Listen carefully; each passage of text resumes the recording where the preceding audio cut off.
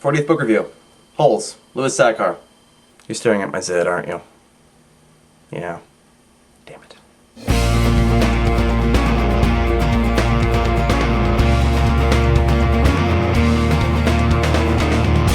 Now, this is arguably one of Louis Sachar's best books. I don't think it's his best book. That honor I reserve for There's a Boy in the Girl's Bathroom. But this is definitely up there, and you could argue that this is his best novel. It won a Newbery Award, it was made into a movie, and it's just a great story. The story is about Stanley Yelnats, whose family is under a curse thanks to his no-good, dirty, rotten, pig-stealing great-great-grandfather. As such, Stanley Yelnats is often found in the wrong place at the wrong time. As a result of this, Stanley finds himself accused of a crime that he did not commit, and therefore sent to a boys' detention center known as Camp Green Lake. At Camp Green Lake, the policy is that if you make the boys work really, really hard, that will improve their character and make them better citizens to go out into the world. As such, they have to go out to the dried up lake bed and dig a hole, 5 feet deep, 5 feet in diameter. 1 hole per day, and then that's it. They're free to do whatever they want from there. But, as is often the case in Louis Sachar's stories, there's more here than what meets the eye. So as you can tell, the premise of this novel is actually pretty creative. In addition, the settings are very well described, and the characterization is, well, it's Sachar characterization. In this novel, Sachar uses the nicknames of the characters to really describe them. Each of the kids at Camp Green Lake has a nickname that has been assigned to him. In fact, that's kind of a rite of passage. You have to have a nickname or the boys haven't accepted you. And even though the nicknames are never explained, they do kind of describe the characters in that same caricature-like style that Sachar is known for from Wayside School. Holes is one of those novels that's really, really difficult to put down. One reason for this is the chapters are short. Some of them are only a couple of pages long. And so as you're reading, you think, yeah, I can read another chapter.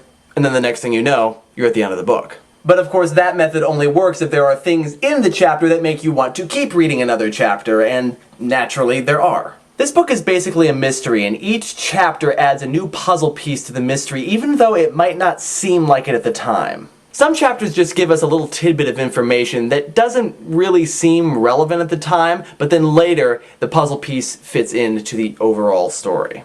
And if you know anything about my taste in literature after 40 book reviews, then you know that I really, really like books where the puzzle pieces start to fit together. Also, there are a lot of backstories being balanced here. There's Stanley's backstory, there's his friend Zero's backstory, there's the Yelnats family backstory, there's Camp Green Lake's backstory, there's the backstory of the original town that was Green Lake. Lots and lots of different things going on, and Sachar manages to weave them all together seamlessly and give us this really, really compelling narrative. And something else that Sachar also does really well is that he kind of misleads us on occasion. Like, the story itself looks like it's going to be a particular kind of story based on its premise, and it's going to go in a particular direction. And then we find out that Stanley's story is not the only story, and he's part of a much, much larger story. Now, there are 2 major themes associated with this novel. The first is race, pretty straightforward, pretty easy to understand. And the second is destiny. The Yelnats family is supposedly cursed. Now, a specific curse is never mentioned, and specific magic is only hinted at, not overtly seen. But in the end, it really doesn't matter. Yes, bad things did happen to the Yelnats family, but the point is not that they were cursed. The point is that they bore with it, and they made the best they could of a crappy situation.